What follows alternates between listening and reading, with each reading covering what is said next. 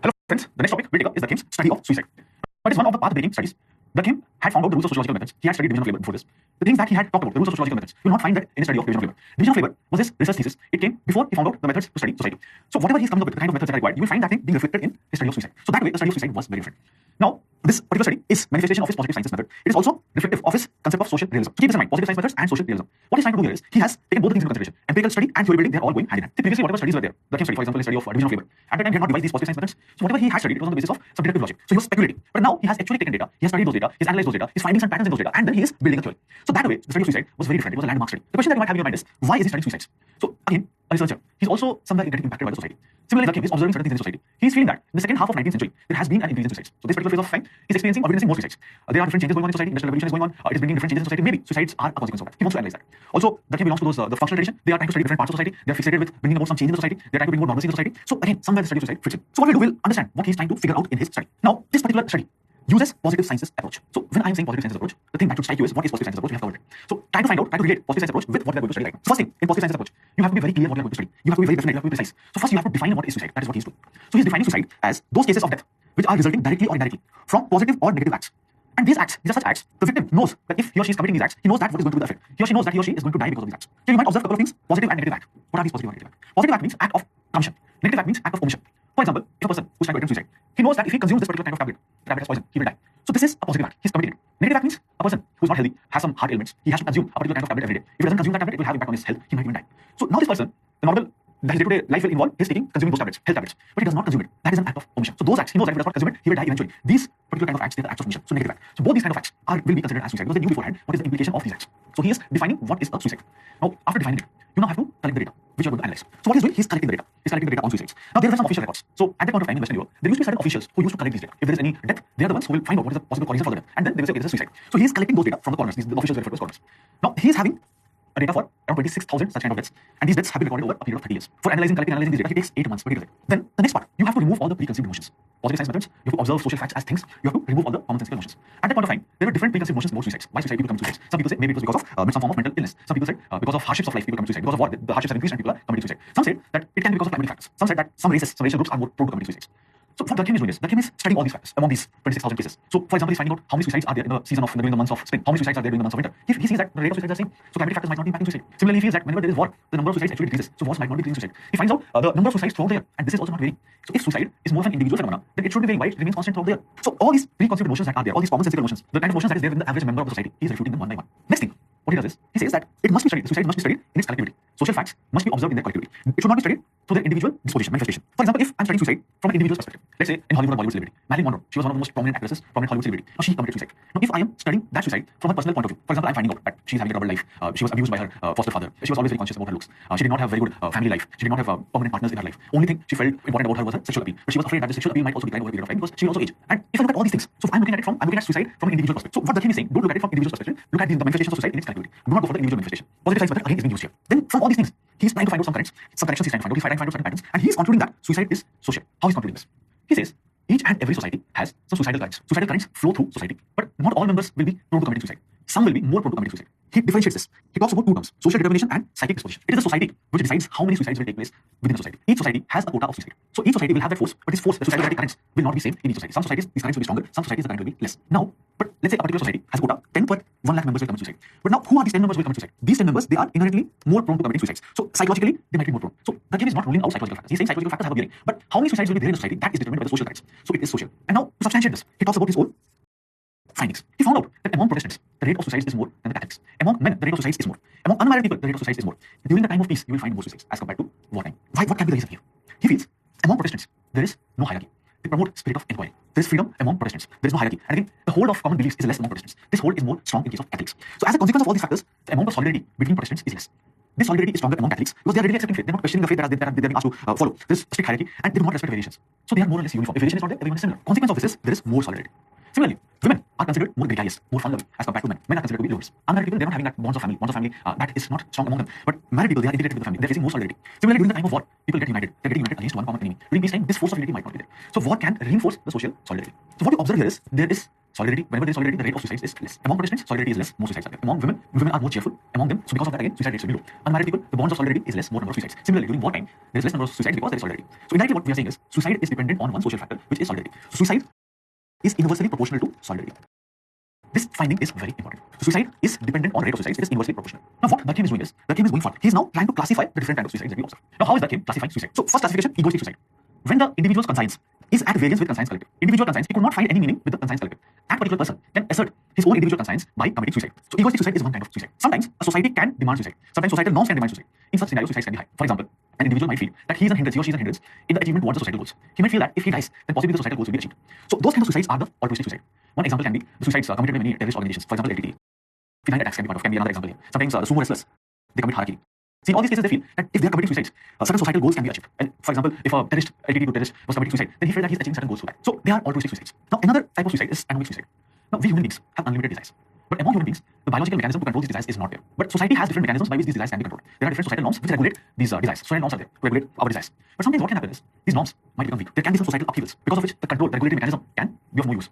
So in that case, again, this number of suicides can increase. For example, there can be some event which could not be predicted. For example, there is crop failure. If crop failure is there, it's an event which you could not predict. It can lead to increase in farmer suicides. Similarly, sometimes whenever the economy is going really well, the rate of economic growth is very high, then also you might have economic suicides because the norms that were existing beforehand, they are no longer valid now because there is an upheaval in the society. So the regulatory mechanism is not there, the norms are not working properly, and since norms are not working properly, human beings, they have unlimited desire. They find it very difficult to adjust in this situation. It can lead to economic suicides. Another example we can quote here is, see, even before the Nazis are doing anything, Nazis are coming to power. At that point of time, Jews had started committing suicide. Even before Nazis started making laws or they started attacking Jews, the suicide rate among Jews had started increasing. So here, there's also again another example. Sudden changes you are expecting to happen within the German society, and it is leading to increase in suicides. Another example is in Kerala, there has been an increase in suicides. One of the states which has large number of suicides. What can be the reason? Again, many people in Kerala they migrate outside. There has been a sudden increase in the wealth because of the remittances money, and it can also lead to changes in the society. Suddenly, the society has changed, and it can lead to an economic situation. So it can lead to greater number of suicides. Here, let's keep in mind two things. When we say economic situation, this economic situation can be because of two things. One is there's a normative vacuum. There's no norms right now. The old norms that were there, they have suddenly gone out of place. Also, another thing can be conflicting norms are there right now. Older norms are there and the new norms are there. You don't know exactly which norms you should be following. Sometimes conflicting norms can also be one of the reasons for economic suicide. Now, another type of suicide that Kim talks about is fatalistic suicide. It is in those societies in which the norms are very strong, the regulation is very strong, the whole of regulation is very tight. He does not have any concrete examples from 19th century Europe, but he says that in these Greek and Roman societies, many slaves used to commit suicide because they were heavily regulated. So slavery-related suicides, slavery is again your entire all dimensions of your life is regulated. They can fall under fatalistic suicides. So this is how suicides have been classified by the Kim, and he feels suicide is social. Every society has a particular quota of suicide. Suicide currents are flowing within the societies which decide the quota of suicide. But again, if the particular society has, let's say, 10 suicides out of 1 lakh member, who are these 10 people who are going to commit suicide? There are some people who are more prone, so psychology determines that. So he's not completely ruling out psychological factors. Let's think about it in terms of inertia. If I apply a particular force, there are two objects. One is light, one is heavy. The heavy object will not move with, might not even move, or even if it moves with a lesser acceleration. But if a lighter object is there, it will move faster. It is an object which will move first and it will move faster. So this force is the suicidal current, which is determining the number of suicides. Again, this inertia can be the psychological disposition. Some people might commit suicide, some might not within the same society. Now, this particular classification of suicide, you can find, it can be easily understood with the help of a particular graph. And here again, what we're trying to do, what we're saying is suicide currents that are there within the society, they can be further broken down into two currents, the current of integration and the current of regulation. Now, the y-axis, you can observe, integration is marked on the y-axis. So if you move up, that means high integration is there. If you move down, low integration is there. So if in a society there is high level of integration, in those societies you will find altruistic suicide. People think that they should not be a barrier, they should not be a hindrance towards the societal good. Similarly, in case there is no integration, very less integration, in those societies you will find egoistic suicide. So individual feels that he is not in sync with the conscience collective. Along the x-axis you will find regulation. In case there is heavy regulation, it can lead to fatalistic suicide. Example of slave societies. In case there is no regulation, there is a normative vacuum, or if there is conflicts among the norms, it can lead to anomic suicide. So here we have tried to divide suicidal genetic currents into two simpler currents, integration and regulation, and these two currents are helping us explain suicides. So suicide is social. That is what is the finding of Durkheim. Now, his theory of suicide, it was a path-breaking study. It was one of those landmark studies. Now, what were the positive outcomes of his study, and what were some of the criticism of his study? So first thing, what is the positive? It was a landmark study. Now, this particular study is laying down the foundation of sociology by making it a positive science. He has used the positive science method. He's defining what is suicide. He's finding out what are the commonsensical notions about suicide. Then he's collecting the data. Then he's using the data to refute all these commonsensical observations. And then he's finding out some underlying currents. For example, integration, regulation, solidarity, how suicide is a social fact. So positive science method is being used to understand suicide. So path-breaking mechanism here.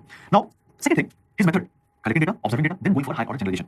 Now, these methods are now used to understand other issues in the society, other problems in the society. For example, crime, divorce. Now, they are being studied using his methods. Now, he studied suicides in details. At that point of time, some commonsensical notions were there. He was able to refute that. Now, his study is now further taken up. Some more studies are coming up. For example, M. Hallbach's. He's finding out. He's saying that suicide rates depends on social complexity. Like he was saying, social suicides depend on social solidarity. He's saying suicides depend on social complexity. He's saying in rural areas, suicide rates are less. In urban areas, since the society is more complex, suicide rates can be even higher. So, what is the advantage here is we are adding to the body of knowledge. Previously, just the knowledge about suicide was very limited. The Kim is adding to that. Now, more researchers are further adding to that. So, this is again a positive thing. Now, there were also different other attempts to supplement his study. For example, Henry and Short, they are finding out the reason of suicides in regulation. They're saying that in society there are external regulations. In society there are also internal regulations. They're saying that in societies where these external regulations are higher and internal regulations are lower, certain kind of things happen. And when external regulations are low and internal regulations are higher, certain things happen. So that way they are again deciding whether there will be suicide or whether there will be murder. If internal regulations are higher, it will lead to suicide. If internal regulations are lower, it will lead to murder. So on the basis of regulations, they're finding it. Internal regulation is low, external regulation is high, it will lead to murder. Internal regulation is high, external regulation is low, it will lead to suicide. So the body of knowledge when it comes to suicide has been expanded now. So these were the positive contributions of Durkheim's study of suicide. But again, there have been some criticism of his study as well. Now, for example, Durkheim had referred to the official data, the data that was collected by coroner. Now, how a coroner decides whether it is a suicide or not? Again, he might be using his own common sense to decide. So some thinkers like Atkinson and Douglas, they are saying Durkheim is indirectly observing the commonsensical observation of coroner. So indirectly, what has happened? Commonsensical notions have only been repeated. It is not a completely objective study. A coroner in India also many times certain deaths might be stated to be suicide, but they did not necessarily be suicide, and those things might have also cropped up in his study. And J.B. Douglas, another thinker, he's saying that suicide is such a phenomenon that it needs to be looked from the individual's perspective. Individual motive is important when it comes to studying suicide. It's a very personal thing. We just cannot look at it from the social manifestations point of view. So Douglas is also opposing him. Now, Douglas is pointing out one more thing. He says that the data that Durkheim has, it has some inbuilt bias. Just think about it. Which societies are going to report suicides? A society which has higher solidarity will be reporting suicides. A society which has lowest solidarity will be reporting suicides. Now, if the society has high solidarity, they will not be reporting suicides because there is some sort of stigma associated with suicides. So indirectly, what is happening? The society had high solidarity. That is the reason it reported suicide, and that is the reason you got the data. So what you are trying to prove here might not be correct because of the inherent bias there. Low, if solidarity is low, anyway the societies are not getting reported, and you are not getting reflected, and that thing is not getting reflected in your data. Now, in 1980s, 70s, again, some other kind of studies also came out. Some studies on those who had failed in their attempt to commit suicide, or sometimes what they did was they studied those whose relatives had committed suicide. And they found out that some people might be more prone to commit suicide. They have a suicidal career. At different points of time, they had been thinking of committing suicide. So maybe individuals are more prone to committing suicide. Nice in 1980s also talking about the same thing. Might be individual is more prone. Sometimes there can be some biological factors. Suicides might run in a family. For example, Ernest Hemingway, he's committing suicide, and he's committing suicide after he's getting awarded. He's getting Nobel Prize. His children have also committed suicide. Maybe it runs within the family. It is biological. Some other thinkers they have tried to understand the role of imitation. Sometimes if a particular celebrity is committing suicide, then suicide rates might also increase over time. The way media portrays suicide, it can also lead to increase in the number of suicide. This research was carried out by Phillips. So people imitate suicides. The role of imitation. Apart from that, another prominent study has been of Jean Batchelor. He is saying that suicides can be because of multiple reasons, and he has tried to classify different kinds of suicides. For example, he's saying there can be aggressive suicides. Sometimes a wife commits suicide so that her husband will be in trouble. Sometimes people commit suicide. Sometimes people are engaged in a particular act which can give them a particular thrill. They know that this particular act is risky. Despite they do it, they know that they can die. So sometimes this thrill can also lead to someone's dying. They knew beforehand that their act can lead to suicide. So again, this is another type of suicide. There is something called as oblative suicide. Oblative suicide means you want to achieve something valuable because of it. So the main aim is to achieve something valuable. For example, two lovers might commit suicide. That is oblative suicide because the families are not allowing them to be together, and they decided that they will commit suicide. Example of maybe Romeo and Juliet. Sometimes there can be crime suicide. For example, the terrorist suicides. Many times these terrorist organizations they will have their own suicide squads. So that will be crime suicide. Sometimes suicide can be escapist suicide. The present you are not able to cope up with the present society, the reality. So it can be suicide can be a way by which you can escape from it. So there can be different reasons of suicide. These reasons are at personal level. So that is what is being classified by Jean Batchelor. So he's saying it can be aggressive, it can be criminal, it can be oblative, it can be multiple types. Okay, it can be escapist as well. So apart from the classification that Durkheim had given and make egoistic, fatalistic, so there can be some more classifications, more typology of suicides. So these have been some criticism of Durkheim's study of suicide. So understand what is his study of suicide. He's using social realism. He's also using the positive sciences method. How his study of suicide is different from the existing studies. At the point of time, not many indicated studies of suicide was there. Generally, preconceived notions, commonsensical notions were there. How Durkheim is using positive sciences approach to arrive at a particular conclusion. And then how he's saying that suicide is basically a social fact. And now since it is a social fact, it can be further derived from some preceding social fact. So he's finding out that suicide is dependent on the level of solidarity in the society. And then this element of solidarity is again dependent on some other factors, integration and regulation within the society. So accordingly, he again classifies suicide into different types of suicide. So this has been Durkheim's approach towards suicide. It has been a path-breaking approach. It basically demystified suicides. And because of his work, suicide was further taken up by other thinkers. Now we have a better understanding of suicide. At the same time, his methods were also used to study other issues that we see in the society. So suicide is social. That is what has been given by Durkheim. But his study has also been criticized by different other thinkers. Some thinkers feel that the data that he had was already contaminated. The data he has might have some inherent bias. Also, suicide is very individual. It's very personal. Individual motives needs to be taken up. So that is what Douglas is also talking about. And then he does not take into consideration the role of imitation. He does not take into consideration the role of the fact that sometimes suicides have been running. They can be genetic as well. It might be running within the family. So those kind of things he has not taken up, for which he has been criticized. And again, apart from the classification that Durkheim gives, some more classification of suicide can also exist. So this is Durkheim's study of suicide. Now, some questions which you might try to attempt. I would suggest you to please answer these two questions before you move on to the new topics. Answering these questions will ensure that you have a better understanding of this topic. It will also tell you where you are lacking. So first question, explain Durkheim's basic arguments on suicide. Can you analyze high suicide rates of contemporary Indian society with Durkheim's theory? So first part is fairly simple. What are his arguments? Second part will require you to understand Indian society. Some of the examples I gave you from Indian society, you can utilize it here. Also, you can do a search. You can go and find out online which are the places where you have high rates of suicides, which are the age groups where you have high rates of suicides, which are the occupations where you have high rates of suicide, and will they fall into any of these categories? Egoistic, anomic, fatalistic. So will they fall into any of these categories? In case yes, then we should be able to answer Durkheim's. We should be able to relate it with Durkheim's theory. Another question: discuss distinct sociological method adopted by Durkheim. Again, a fairly simple question. Both the questions try to answer. These are the questions which have been asked before. The first question has been asked in 2018 Mains sociology paper. So this is about suicide. Next important thing that we'll take up is the division of labor. Division of labor was Durkheim's doctoral thesis, and at this point of time, he had not developed his methodology. So the methodology of Durkheim will not be found in his particular study of division of labor. So what he's trying to do here is he's using deductive logic, he's using common sense assumptions for his study. And again, it is primarily speculative in nature. You do not have any, he's not going for collection of data, he's just speculating things. And this was first major sociological work in response to industrial society in Europe. So we will study division of labor. How division of labor and society they are linked together. Before this, there was no such study. So it is the first time a sociological work is coming up which is linking both these things. So before we enter into this topic, we should understand what is division of labor. Division, labor, two words here. So it is a process by which complex tasks in the society, they are divided into simpler ones. And the simpler tasks are again distributed among the members of society. So one huge task can be divided into smaller parts. And now different individuals, they will do it. When I say there is increase in division of labor, that means the tasks are getting specialized. The huge task is now being divided into smaller parts. Each part is specialized. And each specialized part is again distributed among different members. So what is happening here is people are becoming specialized. Whatever task they are taking up, they are becoming specialized in that process. And again, there is this partial nature of activity. One individual is basically doing a part of the job. He's not doing the entire job. Similarly, other individuals, they are also doing a part of the entire task. So this is the meaning of division of labor. What is the consequence of this thing, this particular phenomenon on society? That is what we are going to study today. That is what Durkheim has studied. His study we are going to study. Now, before Durkheim had studied division of labor was studied by some other people as well, but not from a social perspective. Economists had studied division of labor. So we'll see what economists talked about division of labor. The classical economists, they had studied division of labor. A. Smith, Ricardo, they have studied it. But they had analyzed it purely from economic perspective. They used the terms like efficiency, productivity for understanding division of labor. What they're saying is, since the task is now divided into smaller tasks, it can lead to increasing efficiency. One individual is becoming specialized in the task he's performing. So he's basically developing expertise over a period of time, and the entire process become efficient, and over a period of time, productivity also improves. Since efficiency is increasing, that means in a particular period of time, you are now able to perform better. Efficiency, the base is time here. When we say we are more efficient, that means over a period of time, we are doing better. Or you can also say cost is also decreased. So we are becoming efficient, we are becoming more productive. Less number of workers are producing more number of goods. So indirectly what will happen? Profits will increase. And if profits are increasing, there will be prosperity in the society. So the classical economists look at division of labor from this perspective, that it can lead to prosperity in society. Now, neoclassical economists, they are also talking about division of labor, and they're looking at it from economics perspective only. But here they are taking it one step further. They are talking about comparative advantage. They are saying some countries, they have certain advantages because of the maybe because of the unique geography and other features. So one country will have an advantage when it comes to producing a certain commodity. Some other countries will have some other advantage. Let's say there are two countries here, country A and country B. Country A might be good at producing soaps. Country B might be good at producing shampoos. So country A did not manufacture shampoos, country B did not manufacture soaps. Country A should be specializing in manufacturing soaps, it should keep on manufacturing soaps. Country B is specializing in manufacturing shampoos, it should continue manufacturing shampoos. So there should be export of shampoos from B to A. Similarly, there should be export of soaps from A to B. So there should be international division of labor and there should be free trade between these countries. So that is what neoclassical economists are suggesting. And they are saying in this process, country A also benefits, country B also benefits, and the entire world benefits. So we are having the most efficient form of means of production by this process. So what you can observe is you are just looking at it from economic perspectives. Now, Durkheim is saying that we should not be looking at it only from the economic perspective. He's saying that when division of labor is taking place, it is not happening in isolation.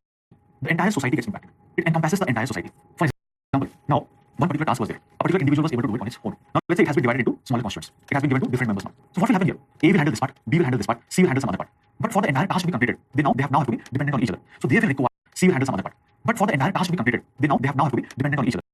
So they will require some cooperation among themselves. So it will have some bearing on the society as well. There will be some interdependence among themselves, the partial nature of the work. So we should not look at division of labor in isolation. We should look at its larger manifestations. Its consequences should be seen on the society. That is what he is saying. Solidarity is a very important attribute of society. If division of labor changes, if division of labor becomes increases, decreases, it can have impact on solidarity. That is what Durkheim is saying.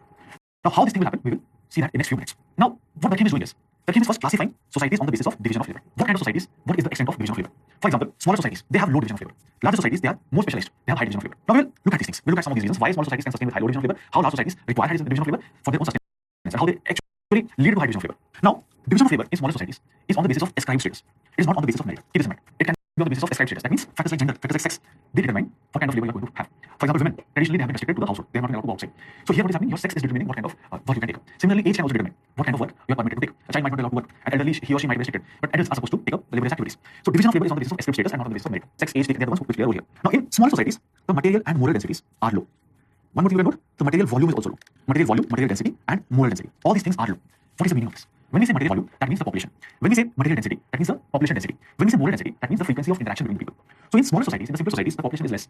The population density is also less. The frequency of interaction is also less. So these are some features of smaller societies. The skills in the societies are simple. And since the skills are also simple, the productivity is also low. The production as well as productivity. Simple skills, they will not add a lot of value addition. And these societies are isolated. They're self-sufficient. They themselves handle everything. And the requirement is also not that much, so they can handle it. Now, since the skills are simple, there is not much differentiation. Everyone is doing similar kind of jobs. So they are also homogeneous in nature. They are all similar. Since they are homogeneous in nature, solidarity among these members, the unity of society remains united because of the likeness among the members. All the members of the society, they are more or less same. So this homogeneity, which is the consequence of less differentiation in the skills, is related to likeness, similarities. And here, the society, if it wants to remain united, it has to preserve the likeness. They should not become different from one another. Variation is not tolerated. So main concern here is to preserve the sense of likeness, which will indirectly ensure solidarity in the society. So in the society, the kind of solidarity that exists is called mechanical solidarity. Juxtaposition of like parts. That is mechanical solidarity. People are united because there is some similarity among them. They're all like. Why there is similarity? Because they do not have different kinds of skills. Everyone is doing the same kind of work. The level of skill is low. So what is the impact on relations? What is the impact on individualism? What is the impact on authority? What kind of authority they have? Now, relations among them is on the basis of likeness. And in the society, the main concern is preserving the likeness. You have to remain similar. Variation is not tolerated. So individualism is now subsumed under collectivity. Collectivity is more important. One individual should not vary from that. He should not go against the conscience collective. If he varies from the larger society, the society will not remain united in the long run. So you have to preserve the society for that individualism needs to be curbed. Authority is absolute. Now, authority is very strong here. If someone resists against the collective norms of society, it has to be struck down. So authority is absolute in these kind of societies because main aim is preserving the sense of likeness. So these are some features of the small societies that are characterized by low division of labor and how low division of labor is ensuring all these things. Now, what happens in a large society? What are some of the characteristics of a large society? In a large society, there is requirement for high division of labor. We'll see that. See, in a large society, the material volume, material density, and moral density all increase. Material volume means the population in a society is large, and the population density is also more. The frequency of interaction between the people is also high. Moral density is also more. Now, since the society is large, the requirement of the society will also be more, and this requirement can only be met if there is specialization. Now, if there is specialization, it will require high division of labor. So, indirectly, what is happening as the societies become larger, division of labor also increases over a period of time. But one of the consequences of specialization is partial nature of activities. Every individual just handles a part of the activity, a part of the entire activity. So, since you are handling just a part of the activity, overall activity, you are now dependent on someone else as well. So, because of partial nature of activity, interdependence is cultivated. So, people are held together because of this interdependence. This kind of solidarity is called organic solidarity. Solidarity, which is a consequence of interdependence, which is a consequence of partial nature of activities. Now, in this kind of society, people have contractual relations. See, we are not dependent on each other. So, our relations are contractual now. Individual autonomy is very important in these societies. And these societies need to have equality of opportunity. What is the reason for this? See, in the previous society, division of labor was on the basis of some ascribed status, not on the basis of merit. But in larger societies, division of labor is on the basis of merit criteria. The society is so specialized. For acquiring specialized skills, you require some sort of individual freedom. This society survives because people are different. People vary from one another. People have specialized skills. And for that, individual autonomy is important. You have to provide people the opportunity to become unequal. Then only the society will thrive. But you need to provide equality of opportunity. That is important. Everyone has equal opportunity to become unequals. And in these kind of societies, we have restitutive laws. We'll come to this. What is restitutive laws? We are trying to undo the damage. We are having contractual relations. People are in society, there are different people. They are having certain obligations towards one another. Some contractual relations are there. But in case these relations are not fulfilled, then you have laws to ensure the fulfillment of this, or we have laws to undo the damage here. We can actually look at the two societies in terms of some underlying factors. We have already discussed what is conscience collective. Now, in these two societies, how the conscience collective varies. For example, in a primitive society, the volume of the conscience collective is huge. It encompasses all aspects of life. But in a modern society, in an advanced society, the volume of conscience collective will not be that large. See, here people have become specialized. They are different now. So one common set of norms will not be applicable for everyone. So one shared value, one shared goal might not be there for everyone. So it does not encompass anyone. It does not encompass everyone. Then what about the intensity of conscience collective? The intensity of conscience collective is very strong in a simple society. If someone violates it, he can be punished. The conscience collective can strike back. For example, a Khar Panchayat. Okay, so where Khar Panchayat exists, Khar Panchayat has been banned as per our laws. Supreme Court has declared them extra constitution, but it still prevails in certain areas. And in these areas, again, people have the traditional mindset. The whole over the norms is very strong. In case someone does not fulfill whatever is being, if someone violates the traditional norms, the Khar Panchayat can strike back. There can be honor killings. But the intensity of conscience collective will not be that strong in a modern society, a society which is large. In these societies, primarily you have these restitutive laws. Main aim here is to undo the wrong. So in case some wrong has been committed, there will be some punishment, but the punishment will be to undo the wrong. So it will be restitutive. It will not be regressive. It will not be repressive. So in simple societies, the main idea is your norm should be so strong, or a law should be so strong that people are afraid to commit that particular crime in future. So that way also, this thing varies. Okay, the intensity of conscience collective between a simple and a large society. Another thing, the content of conscience collective, it is absolute. It is very precise. But this thing will not be the same when it comes to a large society. In large society, you will not have these commonly held norms. So they will not be that absolute. For example, a particular tree might be worshipped in a simple society. Those kind of notions will not be there. And the conscience collective, the norms, the shared values norms also keep on changing over a period of time in larger societies. The content of the conscience collective is primarily religious in simple societies. It can change in larger societies. It might be becoming more secular. So we can understand the simpler and the larger societies with the help of these particular terms as well. What is the volume of conscience collective? How all-encompassing it is? What is the intensity of conscience collective? Whether it is strong, whether it is feeble, whether it is weak? How determinate conscience collective is? How precise it is? And what is the content of the conscience collective? Now, the next thing he says, which is stronger? Whether mechanical solidity, which exists in the simpler societies, or whether mechanical solidity, whether organic solidity, that is stronger. Organic solidity, because of interdependence, because of partial nature of activities. Now he says, organic solidity is stronger as compared to mechanical solidity. Partial nature of activity leads to your labor fitting into someone else's labor. And this kind of interdependence is leading to organic solidity, and the this is the reason why it should be stronger. Now, another dilemma that came here was, what will happen? So the next question here is, in which kind of society social cohesion will be more? Will social cohesion be more in a simple society which has mechanical solidity, or will it be more in a large society which has organic solidity? Now, Durkheim says that organic solidity will lead to great social cohesion. He says that the way partial labor fits into each other's labor, the way it leads to interdependence, it leads to a stronger social cohesion. So organic solidity will be stronger than mechanical solidity. That is what Durkheim is saying. Then what is the impact on the freedom of an individual? Will he have the ability to express himself? In which society the freedom of an individual is more? Which society the self-expression is more? Now, in case of a large society, there is high division of labor. This division of labor is on the basis of specialization. Now, how are these jobs, how are these roles, the specialized roles filled? Again, it is on the basis of competence. So it is on the basis of merit. It is not on the basis of any ascriptive criteria. And this is only possible when there is a freedom for the individual. Whenever an individual is able to express himself. So freedom of an individual's self-expression will be much stronger in a larger society where there is high division of labor. But now, if you look at the reality, and again, during Durkheim's time also, he saw this thing. What was happening? Was the society cohesive, or whether it is integrating forces? What was the reason why there were so many conflicts, so many chaos?